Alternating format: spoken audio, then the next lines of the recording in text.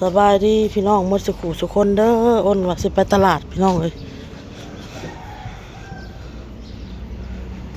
หาเท่าโศกบ่เห็นพี่น้องบ่เห็นเท่าโศกเลาะหาเมื่อแหละไปหาใส่กะหาเมื่อแหละพี่น้องเลยบ่เห็นเดี๋ยวนี้หาก็เลยย่านว่าอ้นเอาไปตลาดนะบ่พออ้นเราไปตลาดพี่น้องเลยถ้าถามอ้นพี่น้องเพราะว่านางไพ่ว่าเห็นยืนในประตูทางเข้าเฮืออ้นว่าขอละเอิญเจ้าอ้นว่าแล้วพอดีเห็นนั่นอ้นน่ะมาว่ะก็คิดว่าอ้นน่ะสิอันเอิญเจ้ามาเอาว่ะเฮาก็เลยย่าว่ะ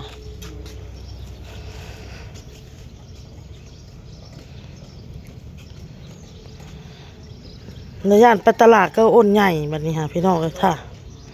ถ้าเบิ่งนี่แหละถ้าเบิ่งอ้นใหญ่มากก่อนเผลอแป๊บเดียวลิ้นน้ำออโต้ก็เล่นน้ำกันกับออโต้อยู่หน้าบ้านนี่แหละแต่ว่าเศร้าโต้ผัดแล่นไปเล่นขี้ทรายทางหลังบ้านไม่จีดเลยก็เลยย่างมาส่องเบิ้งคิดว่าเล่นน้ำกันออโต้ไปเห็นแต่ออโต้เล่นผู้เดียวไปหลังบ้านผมมาเบิ่งผมเห็นแต่ส่งทางเข้าประตูทางเข้าเมื่อเช้านี่ไปส่งอันไม่จีดไปส่งน้องบอลไปโรงเรียนผัดเพิ่นบ่ได้อัดตูเด้ปล่อยประตูป้าไว้แบบนั้นมันถ้าบ่มีคนเอาไปนี่มันต้องอยู่ต้องเห็นมันต้องกลับมาเฮาว่าสุดก่อนน่ะเด้มันน่ะออกไปนอกมันเห็นเฮาคายเครื่องมันไปฮอดกกอะไรอีหยังกกหมักมอนมันยังกลับเข้ามาผู้เดียวมันเอานั่งคายเครื่องอยู่หน้าห้านอยู่ข้างนอกมันก็ใส่โชคเด้ลูกโชคเด้อ้ายลิ้นน้ำโชคเด้หึ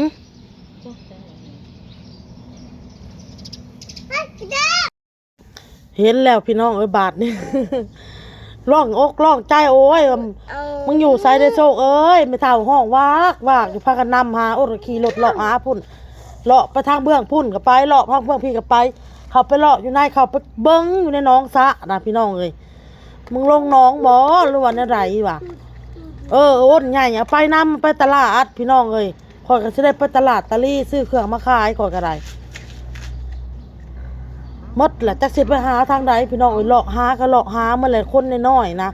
นอกจากมีคนเอาไปเลยจึงบ่เห็นพี่น้องเอ้ยแล้วมีคนเอาไปลีไปนะอ้นไปตลาดน้ำป้าพี่น้องเอ้ยก็จึงว่าฮู้ว่าร้านเสียเฮาเลาะหาบ่ก็เลาะหาพี่น้องเอ้ยเลาะหาหมดแล้วเรียบร้อยแล้วมาขึ้นใจอันคำเว้าของนางไผว่าเฮาเห็นอยู่ในนี้เฮาเห็นในประตูทางเข้าอันอ้นนี้ว่าซั่นเฮาละเอิ้นเจ้ามาเอาว่ะเลยพอดีอ้นละมาเฮาก็เลยเราก็เห็นคิดว่าเราสิเอิ้นอันเจ้ามาเอาว่าเฮาก็เลยย่าว่ะแล้วมาขึ้นใจแล้วรู้ว่ามันไปนำมันอ้นใหญ่บ่หั่นนะเฮาคิดแบบนี้พี่น้องก็เลยพากันนั่งท่าเบิ่งท่าพังเบิ่งนี่แหละว่ะอ้นมานี่สิมาผู้เดียวบ่รู้ว่าเอาโศกมานำแต่พอดีไอ้กะหน้าโทรไปหาเมียเราเลยเห็นแล้วเด้อแม่เฒ่าเห็นแล้วอยู่น้ำเมียเฮาพุ่นว่าซั่นโอ้ยพี่น้องเอ้ยลองอกแม่เฒ่าสิให้และแม่เฒ่าค่ะสิให้แล้วคอยน้ำลานพี่น้องเอ้ยน้ำตาก้ามหน่วยแหละเพราะว่าซุมื้อนี้อีหยังอันจีนมันมาเอาอันน่ะนะจีนมาเอาคนมาเอาเด็กน้อยอ่ะนะกันกำลังระบาดเนาะพี่น้องเนาะมันก็ตกใจคำเล่นน้ำกันกับออโต้อยู่หน้าบ้านนี้ถ้าออโต้ละแล่นไปหลังบ้านลิงขี้ทรายหันไม่จีดราคามัดผมแม่นั่งกันใบบุญอยู่พี่น้องกันดิมัดผมแล้วก็ย่างเขามาย่างมาเบิ่งร้านพอโบเห็นป้าไปเห็นส่งเจาะอันปะทิ่มไว้อยู่หน้าบ้านนะไปซะเด้ข่อยก็ออกไปถามสั่งว่าบ่เห็นนะข่อยบ่เห็นเด็กน้อยได้ว่ะข่อยบ่เห็นเด็กน้อยว่ะคันเห็นก็ข่อยก็สิจับไว้อยู่ว่าเขาสิเอาไว้อยู่ว่าเพิ่นว่าบ่เห็นว่ะเพราะว่าข่อยมาเฮ็ดเวียกแต่เช้าๆนี่ข่อยบ่ได้เห็นเด็กน้อยย่างออกมาล่ะเว้าไอ้หน้าแล้วก็จูงน้องเมฆเลาะหาพี่น้องไอ้หน้าก็ได้อันได้ขับไปคนเงินปะน้อยบ่ขับไปคนยันละเสืองเมียนว่ะคอยบริคายประตูหัวมันเข้าบ่ได้ดอกแล้วว่ะคอยไปเปิดประตูหัวได้เรา สงสัยแต่เฮือนอีอ้นบ่เดียวคันหมดเฮือนอีอ้นเลยบ่จักทางเลยบ่จักทางหาบัดนี้นะสบายดีเด้อพี่น้องเมื่อไงย่างหาหลานจน กลับไปกลับมากลับไปกลับมาแต่เขาได้ลบ อ้นหาให้แม่จีดหาเฮืออ้นก็หาเฮือไปเท่าน้อยกับห้องเซา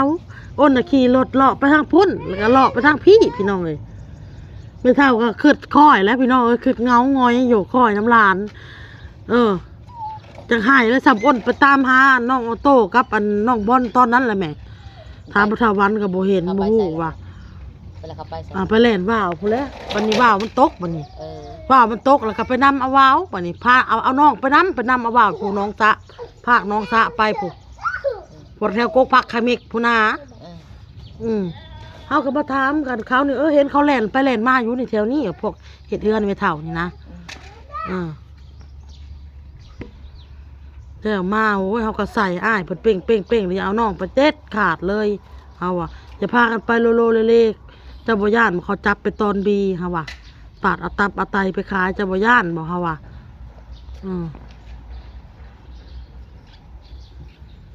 ค่อยเด้อลองอกแล้วเมื่อกี้นี่ขึ้นอุกน้องๆเฮาก็อุกพี่น้องเอ้ยข่อยก็อุกคือกัน อย่างเขาจับไปบริยานอย่างอื่น แม่นแหละ เสียบ่ลงลงสระนั่นบ่ไปทางนี้งามไปนู่น ญาติเขาจับไปเพราะว่าเขาเจ้าลงข่าวอยู่เด้อันกนาเขาเจ้าจันอุ้มเด็กน้อยนะพี่น้องสิญาติแต่ก็ล่องอกพี่น้องถ้าเบิ่งนี่แหละนั่งเบิ่งโอนนี่แหละสิเอาอันน้องโชคมาบอกเขาโอนโทรบอกเขาก็บ่ได้ห่วงเนาะบัดนี้เขาโทรถามเพิ่นก็3สายเพิ่นบ่ได้รับสายโอนโทรทางเบอร์โทรเด้พี่น้องเอ้ยเพิ่นบ่ได้รับสายมันก็ตกใจควบแต่ว่าตอนนี้มันก็ล่องอกแล้วพี่น้องเอ้ยล่องอกสบายจะสบายมกสบายใจแล้ว ว่าถ้าโชคอยู่น้ำป้าเพิ่นมันก็ล่องใจแล้ว คิดย่านหลายอันพี่น้องเอ้ยย่านหรือว่าลงน้องบ่ขึ้นหรือว่าจีนจับไปบ่หรือว่ามีคนฆ่าเด็กน้อยนะฆ่ามนุษย์นะพี่น้องอุ้มไปบ่ขึ้นแล้วว้าวต่างๆนานา มีใครเข้ามาบ่เห็นมันออกนอกเขาจับพักนี้มันไปสลักสะแล แม่จีจะว่าสิให้พ่อเพิ่นลงมาเอาเท่าโศกพี่น้องเอ้ยลงมาเอาบ่แหละให้เมื่อยให้สิเพิ่นเบิ่งผัดคือว่าล่ะอยู่นี่ผัดการอยู่การกินผัดมันบ่ได้ขาดได้เคินเนาะแม่การอยู่การกินผัดบ่คือทางพุ่นผัดยังขาดเคินอยู่ปกติแล้วแม่จีแล้วก็เมื่อย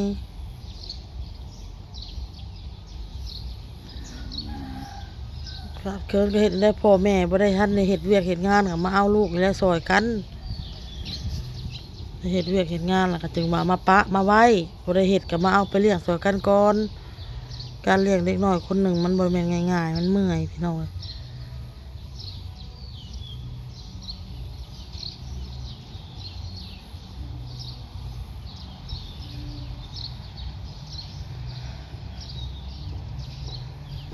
บิ่งสิโทรหาพ่อว่าบ่เห็นบักโชคเดี๋ยวนี้ฮะพากันเลาะหาอยู่เฮาสิว่ามันสิเฮ็ดแนวใดสิโทรหาอันบ่าวสะทำเบิ่งเด้ออีแม่เลาะหากับกูจนเมื่อยนะเฮาสิว่านั่นนี่แม่เอ้ย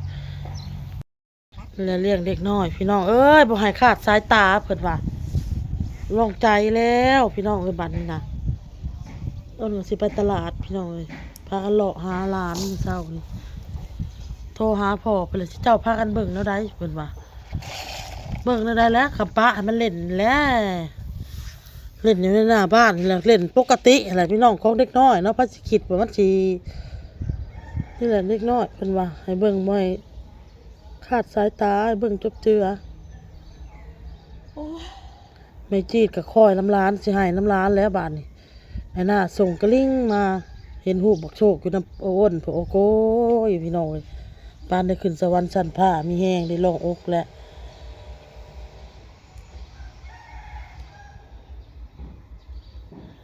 อ้นก็โทรหาอันบ่าวเต้ก็สิมาแล้วสิครอบหัวหน้ามาหาอันหลานก็โทรบอกแล้วว่าบ่มาก็ได้เห็นแล้วน้ำปลาอ้นพุ่นคันสมมุติว่าเขาจับตัวไปก็บ่เห็นนั่นเนาะแม่เนาะหาได้ก็บ่เห็นคันสมมุติว่าย่าน